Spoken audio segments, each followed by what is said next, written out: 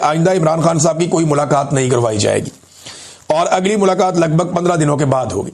देखिए, इनको किसने बताया? क्या ये अदालत है? क्या ये जज है? क्या ये सुपरिटेंडेंट है?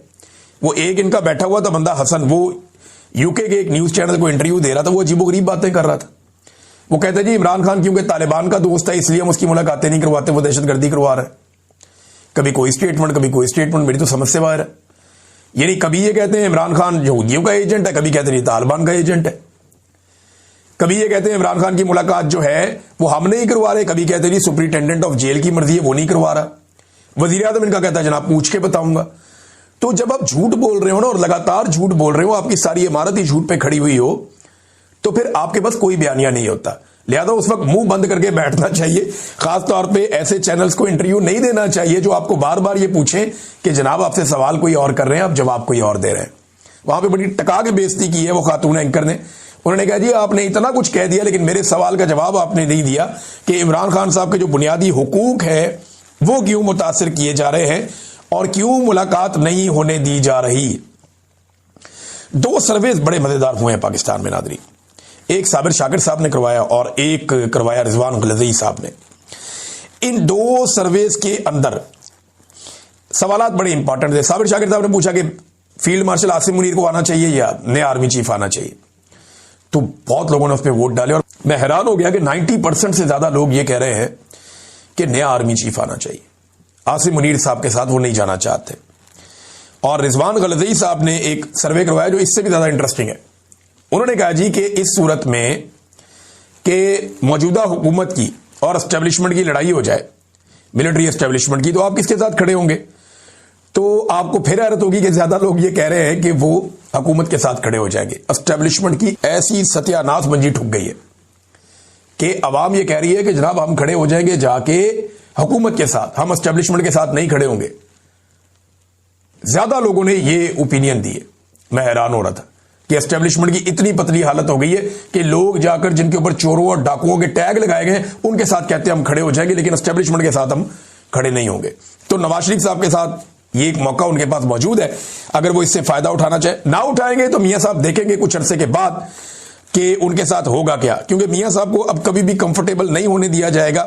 जिस किस्म का काम उन्होंने दिखा दिया और अब वो बेचारे सारे यकीन दिलाते फिरते हैं कि नहीं नहीं मियां साहब का ये मतलब नहीं था, मियां साहब का वो मतलब नहीं था। ना तो रोटी को चोची हम कहते हैं, ना पाकिस्तानी अवाम कहती है, और पाकिस्तान की एस्टेब्लिशमेंट तो बहुत ही सियानी है, वो तो बिल्कुल ही रोटी को चोची नहीं कहते। फैसल वाडा ने जो धमकी लगाई थी उसका जवाब भी आ गया। जवाब जनाब उसका दिया है पाकिस्तान तहरीक इंसाफ ने, बड़ा टिका कर, नाम तो नहीं लिया लेकिन बड़े सख्त अल्फाज उन्होंने बोले। तहरीक इंसाफ ने कहा जी पाकिस्तान की अवाम ने बेनामी जायदादें सुनी हैं, बेनामी बैंक अकाउंट सुने हैं, बेनामी लेन देन भी बहुत देखे हैं, मगर मुल्क के सियासी कबाड़ खाने से पिछले कुछ बरस से एक नया तमाशा भी निकला है। एक बेनामी सेनेटर, ये वही शख्स है जो हर वक्त फटे हुए माइक की तरह मुसलसल शोर मचाता है और जिसकी पूरी सियासत सिर्फ गैर मुहज़्ज़ब ज़बान, धमकियों और बाजारी जुमलों पर खड़ी है। इस बेनामी सेनेटर ने जो रकीक, घटिया और लुच्चड़ जुबान इस्तेमाल की है वो इसके अपने ज़हनी मेयार और गैर सियासी होने का मुंह बोलता सबूत है। कल तक यही शख्स इमरान खान के कदमों में बैठकर उनको अपना वालिद जैसा करार देता था, बिल्कुल देता था, सियासी साया तलाश करता था, और आज अपनी सियासी यतीमी छुपाने के लिए उसी इमरान खान और उनकी फैमिली पर हमला आवर है। लेकिन ये बहुत सारी चीजें और बहुत कुछ लिखा हुआ है कि इमरान खान साहब बड़े डटे हुए हैं, लेकिन ऐसे शख्स के बारे में या उसकी जानिब से ऐसी की तैसी कहना किसी सियासी जमात या खानदान के खिलाफ नहीं बल्कि बराह रास्त अदालत आलिया के हुक्म की तौहीन है। पहले भी यही बेनामी कबाड़ी सेनेटर सुप्रीम कोर्ट में हाथ जोड़कर माफी मांग चुका है। अच्छा, ये फैसल वाडा साहब को ही जवाब है, बज़ाहिर तो ऐसा लग रहा है, लेकिन फैसल वाडा साहब ने जो जबान इस्तेमाल की ना वो वाकई बहुत घटिया है। और उन लोगों के बारे में जिनकी वजह से फैसल वाडा की सियासत शुरू हुई, आज फैसल वाडा को कौन जानता है? सिर्फ यही जानते हैं ना कि इमरान खान साहब के साथ होता था, वरना तो इसकी अपनी पहचान कोई नहीं थी। फौज भी इन्हें कभी किसी ओहदे पे ना बिठाती, कभी सेनेटर ना बनाती अगर ये इमरान खान के साथ माजी में ना चले होते। इनकी सारी अहमियत इमरान खान की वजह से, जैसे रेहाम खान को लोग जानते हैं इमरान खान की साबिक अहलिया होने के नाते से, वरना बहुत सारे और लोग ऐसे हैं जिन्हें लोग नहीं जानते, बहुत सारी खवातीन ऐसी हैं जिन्हें लोग नहीं जानते।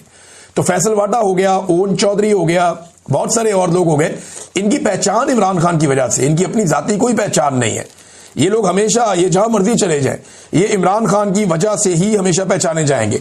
और इमरान खान के बारे में डिप्लोमेट मैगजीन है अमेरिका का, उसने एक बड़ा जबरदस्त आर्टिकल लिखा है। ये आर्टिकल बहुत इंपॉर्टेंट है कि क्या इमरान खान साहब को कत्ल किया जा सकता है। ये बहुत इंपॉर्टेंट आर्टिकल है, इन्होंने बड़ी रिसर्च के बाद ये आर्टिकल लिखा है और इसमें बड़ी जबरदस्त चीजें हैं, मैं आपके साथ शेयर करता हूं। सबसे पहले उन्होंने कहा जी कि पाकिस्तानी फौज इमरान खान को खत्म करने की मुतहम्मल क्यों नहीं हो सकती। उसकी वजह, बेपनाह मकबूल लीडर को हटाने से बहरान खत्म नहीं होगा, उससे एक ऐसी कैफियत पैदा हो जाएगी कि पाकिस्तान की रियासत उस कैफियत में जिंदा नहीं रह सकती या कायम नहीं रह सकती। इमरान खान साहब की हिरासत में मौत के बारे में अफवाहें आई और बहुत अदम एतमाद था लोगों के अंदर, और पाकिस्तान के सियासी मंजरनामे की सारी मंजरकुशी हो रही है। हुकाम ने दावे किए कि जनाब ऐसा कुछ नहीं हुआ, लेकिन ये अफवाहें बहुत तेजी से फैलती हैं। आसिम मुनीर साहब ये समझते हैं कि इमरान खान को ख़त्म करना एक बड़ी तबाहकुन गलती होगी जिसे एस्टेब्लिशमेंट किसी सूरत बर्दाश्त नहीं कर सकती। आसिम मुनीर ने अपने करियर में खुद अपने से पहले वाले जो डिक्टेटर्स थे, अपने पेशरो जो थे, उनकी जारहाना पॉलिसियों के नताइज देखे हैं। जैसा कि जनरल परवेज मुशर्रफ के लापरवाह इक़दामात, यानी 2006 में नवाब अकबर बुगटी का कत्ल हुआ और 2007 में लाल मस्जिद का ऑपरेशन हुआ, बेनज़ीर भुट्टो भी कत्ल हो गई। तो उन्होंने ये कहा जनाब कि एक और लीडर के कत्ल की मुतहम्मल नहीं हो सकता ये निज़ाम। नवाज शरीफ जब 2019 में बीमार हुए तो उनको फौरन इंग्लैंड भेजा गया। वो ये सोचते हैं कि पंजाब से अगर कोई रहनुमा ऐसे मारा गया तो रद्द-ए-अमल बहुत ज्यादा भड़क जाएगा, और ये एक बुनियादी हकीकत है। फौज की ताकत, फौज की भर्ती और कानूनी हैसियत पंजाब के सियासी जज्बात से इनका गहरा ताल्लुक है। तो फौज की भर्ती भी यहां से होती है, फौज का कैशमेंट एरिया भी यही है। जुल्फिकार जी भुट्टो की फांसी या बेनज़ीर भुट्टो का जो कत्ल हुआ था उसमें तो एस्टेब्लिशमेंट कुछ ना कुछ करके बच गई। बहुत बड़े एहतजाज हुए लेकिन कोई बहुत बड़ी बगावत नहीं हुई। लेकिन इमरान खान एक मुख्तलिफ हकीकत है। वो नस्ली तौर पे पंजाबी नहीं, पश्तून है, लेकिन उनका ताल्लुक पंजाब से है और पूरी कौम में उनकी हमायत है, और पाकिस्तान से बाहर भी उनकी हमायत बहुत बड़े पैमाने पे फैली हुई है। जब उनकी गिरफ्तारी हुई थी 2023 में, तो उसके बाद क्या हुआ था उसके बारे में फिर सारा कुछ लिखा हुआ, किस तरीके से क्या कुछ हो गया। तो उन्होंने कहा खान को खत्म करने से सियासी बदअमनी को भड़काने का खतरा फौज नहीं ले सकती, खास तौर पे ऐसे वक्त में जब मुल्क की मईशत बहुत बुरी तरह तबाह हो रही है। खान को हटाने से पाकिस्तान की सियासत में एक बेमिसाल शहीद पैदा हो जाएगा, और ये बहुत मुख्तलिफ शहादत होगी अगर इमरान खान को कुछ किया गया तो। इमरान खान बहुत बड़े पैमाने पर नौजवानों के लीडर हैं, और डिजिटल हकीकत जो है वो इमरान खान साहब के ताबे है इस वक्त, और ये एक मुज़ामत की अलामत के तौर पे नौजवान उनको देखते हैं मौजूदा हुकूमत में और एस्टेब्लिशमेंट में। क्या इसमें वाकई कोई सदाकत है, या ये चीज़ें तब्दील हो जाएंगी आने वाले दिनों में किसी नई प्रोडक्ट में? इस बारे में ये वीलॉग है, कुछ आम हकायक मैं आपके सामने रखता हूँ। एक तो आप ये बात कंफर्म कर लें कि पाकिस्तान में कौन होगा किस ओहदे पर, इसका फैसला पाकिस्तान के अंदर नहीं हो रहा, इसका फैसला पाकिस्तान से बाहर हो रहा है, और ये फैसला किसी एक मुल्क में नहीं होना। फैसला आपको सुनाया तो एक ही मुल्क से जाएगा, लेकिन दो जगहों पे ये फैसला हो रहा है, और इसमें ताखीर की जो सबसे बड़ी वजह है वो 27वीं आईनी तरमीम है।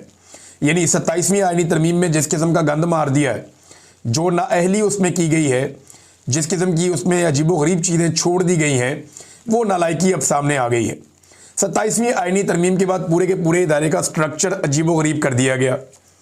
फिर उसकी सपोर्ट के अंदर जो चीज़ें की जानी थी वो नहीं की गई, और उसकी वजह से एक बेचैनी भी है और इदारे के अंदर भी बड़ा अजीब सा माहौल बना हुआ है। यानी एयरफोर्स और नेवी के लोगों को लगता है कि जी हम कोई सौतेले हैं, हमें कभी भी मौका नहीं मिलेगा आगे जाने का या आगे बढ़ने का, वो रास्ता बंद किया गया। और दूसरा, जो भी आर्मी चीफ आएगा वो सबसे पहले एक जंग लड़ेगा ताकि वो फील्ड मार्शल बन जाए, और फील्ड मार्शल बनने के बाद ताहयात इस्तिस्ना और ताहयात मुराद भी उसको मिल जाएंगी, और फिर उसको कभी हटाया भी नहीं जा सके। ये अजीबोगरीब किस्म की चीज़ें जो 27वीं आईनी तरमीम में कर दी गई हैं, ये अब दर्द सर बन गई हैं उन आकाओं के लिए भी जिनको पता चला कि अब करना क्या है, क्योंकि पाकिस्तान के आर्मी चीफ का फैसला कभी भी पाकिस्तान के अंदर नहीं होता। ये फैसला दीगर स्टेक होल्डर मिलकर करते हैं, जो बैरूनी आका है, जिनके पैसों से पाकिस्तान चलता है, या जो अपने पैसों से हमें वेंटिलेटर्स लगाते हैं। ये फैसला वहां पे भी होता है। अभी ये फैसला हो जाएगा कि किसको कहाँ लगाना है, और किसको किस जगह पे बिठाना है और कौन कौन सी चीज़ों को ठीक करना है।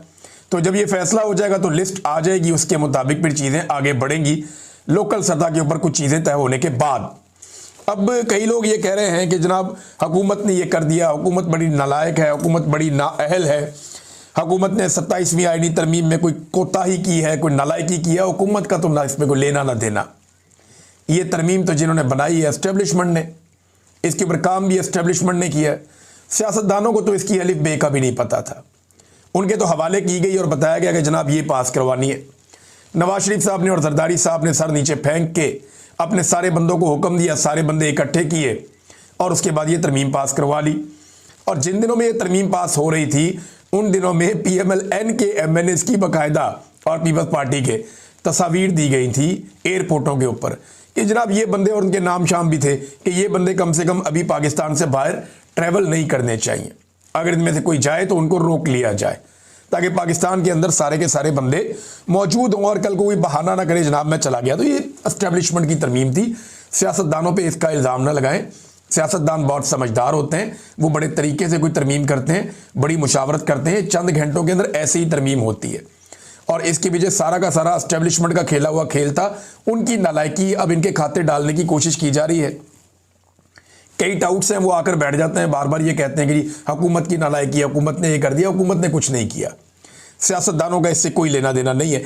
बहरहाल ये फैसला हो जाएगा, फैसला होकर लिस्ट पाकिस्तान में दी जाएगी, उसके मुताबिक हो जाएगा। लेकिन इमरान खान साहब ने नवाज शरीफ को बड़ा ज़बरदस्त मौका दे दिया है। इमरान खान ने नवाज शरीफ को मौका दे दिया है कि अगर वो अपनी जान बचाना चाहते हैं तो बचा लें, क्योंकि एंड में जो है ना नवाज शरीफ की जान भी कुड़की में फंस जाएगी। उसकी मैं आपको वजह बताता हूँ क्या है। ये बहुत बड़ी खबर है और इसको जो समझने वाले हैं ना वो समझ जाएंगे। होगा ये कि आसिम मुनीर के साथ जो पिछले एक हफ्ते के अंदर नवाज शरीफ साहब ने कर छोड़ी है ना, या इस निज़ाम ने या इस हुकूमत ने जो भी आसिम मुनीर के साथ किया है, ऐसा तो एक SHO के साथ भी नहीं होता। वो बेचारा अपनी तैनाती के लिए आता है तो उसको बता देते हैं ठीक है फलाने दिन आ जाइए, उसकी तैनाती हो जाती है। लेकिन आसिम मुनीर साहब का नोटिफिकेशन कभी कहते नहीं चाहिए नहीं, कभी कहते नहीं चाहिए, कभी इधर से बयान। फिर वो इतनी शर्मिंदगी हुई आसिम मुनीर साहब को कि टाउटों के जरिए ये स्टेटमेंट दिलवाने पड़े कि जनाब नोटिफिकेशन की तो ज़रूरत ही नहीं है। आपने देखा अंसार अब्बासी साहब तक ने लिख दिया और लोगों ने भी लिख दिया। मैं अंसार अब्बासी साहब को टाउट नहीं कह रहा, लेकिन बहुत सारे टाउट पहले ये बातें कर रहे थे, फिर अंसार अब्बासी साहब को भी कायल किया गया आप लिख दें आप जंग अखबार में। उन्होंने भी बेचारे ने लिख दिया और लोगों ने भी लिख दिया, तो दावे शुरू हो गए कि नोटिफिकेशन की लोड़ ही कोई नहीं। अब जनाब सारे कह रहे हैं नोटिफिकेशन किधर है। Faisal Vawda notification, Mohsin Naqvi notification, DGI SPR तो बिल्कुल मंजर से गायब है, वो तो कहीं नजर ही नहीं आ रहे। लेकिन नोटिफिकेशन तो चाहिए और शहबाज शरीफ साहब को नोटिफिकेशन करना पड़ेगा। नवाज शरीफ के पास मौका है कि अगर वो नया आर्मी चीफ लाना चाहे तो ले आए। डर यही होता है ना कि इमरान खान कहीं आसिम मुनीर के साथ कोई डील ना कर ले, तो इमरान खान ने वो वाला सफ़ा फाड़ दिया। कल इमरान खान का ट्विटर के ऊपर ट्वीट उठा के देखें, उसके बाद आप चीखें सुने, आपको आइडिया हो जाएगा कि इमरान खान साहब ने वो वाला सफ़ा फाड़ दिया और वो पहले भी कोई डील नहीं करने जा रहे थे। तो खातिर जमा रखे, आसिम मुनीर साहब किसी का कुछ नहीं बिगाड़ सकेंगे अगर उन्हें तैनाती ना मिली तो। लेकिन अगर उन्हें मिल गई तो फिर क्या होगा ये मैं आपको बता देता हूं और आप बड़ा एंजॉय करेंगे आने वाले वक्त में, इसको संभाल के रखिएगा। अगर आसिम मुनीर साहब को दोबारा से उनको ये मौका मिल जाता है 5 साल और आए और आकर आप काम करें, तो वो एक बात को तो यकीनी बनाएंगे कि नवाज शरीफ कभी भी कंफर्टेबल पोजीशन में ना आए। यानी नवाज शरीफ कभी भी उस पोजीशन में ना आए जहां पे आके वो कंफर्टेबल हो जाए, जहां पे आके वो रिलैक्स हो जाए। क्योंकि नवाज शरीफ को पहली मरतबा रिलैक्स होना नसीब हुआ है जैसे ही उनके पास सादा अक्सरियत बनी है। साथ ही नवाज शरीफ साहब ने अपना रंग दिखा दिया। जैसे ही उनके भाई की हुकूमत महफूज हुई है, मियाँ साहब ने अपना रंग दिखा दिया। तो आसिम मुनीर साहब अब ये बात समझ के रहेंगे, जब तक रहेंगे, कि नवाज शरीफ को कंफर्टेबल नहीं होने देना। जब भी ये कंफर्टेबल होगा ये वापस मुझे जवाब देगा। ये आसिम मुनीर साहब को भी अब लगेगा। तो एक अजीबोगरीब तरीके से इनका मामला आगे बढ़ेगा और आसिम मुनीर साहब अब उतने ताकतवर रहेंगे नहीं। अगर उन्हें अगले 5 साल मिल जाते हैं तो याद रखिएगा कि पहले 3 साल के अंदर आसिम मुनीर साहब जो ताकत इंजॉय कर रहे थे, इतने सारे इख्तियारात लेने के बावजूद वो ताकत दोबारा आसिम मुनीर साहब इंजॉय नहीं कर पाएंगे। फैसल वाडा के जरिए से, कुछ सहाफ़ियों के जरिए से अब ये पैगाम भी पहुंचाया जा रहा है कि आइंदा इमरान खान साहब की कोई मुलाकात नहीं करवाई जाएगी और अगली मुलाकात लगभग 15 दिनों के बाद होगी। देखिए इनको किसने बताया? क्या ये अदालत है? क्या ये जज हैं? क्या ये सुपरिटेंडेंट है? वो एक इनका बैठा हुआ था बंदा हसन, वो यूके के एक न्यूज़ चैनल को इंटरव्यू दे रहा था, वो अजीबोगरीब बातें कर रहा था। वो कहता है जी इमरान खान क्योंकि तालिबान का दोस्त है इसलिए हम उसकी मुलाकातें नहीं करवाते, वो दहशतगर्दी करवा रहा है। कभी कोई स्टेटमेंट, कभी कोई स्टेटमेंट, मेरी तो समझ से बाहर है। यानी कभी ये कहते हैं इमरान खान यहूदियों का एजेंट है, कभी कहते हैं तालिबान का एजेंट है। कभी ये कहते हैं इमरान खान की मुलाकात जो है वो हम नहीं करवा रहे, कभी कहते हैं जी सुपरिटेंडेंट ऑफ जेल की मर्जी है वो नहीं करवा रहा। वजीर आजम इनका कहता है जनाब पूछ के बताऊंगा। तो जब आप झूठ बोल रहे हो ना और लगातार झूठ बोल रहे हो, आपकी सारी इमारत ही झूठ पे खड़ी हुई हो, तो फिर आपके पास कोई बयानिया नहीं होता। लिहाजा उस वक्त मुंह बंद करके बैठना चाहिए। खासतौर पे ऐसे चैनल्स को इंटरव्यू नहीं देना चाहिए जो आपको बार बार ये पूछें कि जनाब आपसे सवाल कोई और कर रहे हैं, आप जवाब कोई और दे रहे हैं। वहां पे बड़ी टका के बेइज्जती की है वो खातून एंकर ने। उन्होंने कहा जी आपने इतना कुछ कह दिया लेकिन मेरे सवाल का जवाब आपने नहीं दिया कि इमरान खान साहब के जो बुनियादी हुकूक है वो क्यों मुतासर किए जा रहे हैं और क्यों मुलाकात नहीं होने दी जा रही। 2 सर्वेज बड़े मजेदार हुए हैं पाकिस्तान में नादरी। एक साबिर शाकिर साहब ने करवाया और एक करवाया रिजवान गलज़ई साहब ने। इन 2 सर्वेज के अंदर सवालात बड़े इंपॉर्टेंट थे। साबिर शाकिर साहब ने पूछा कि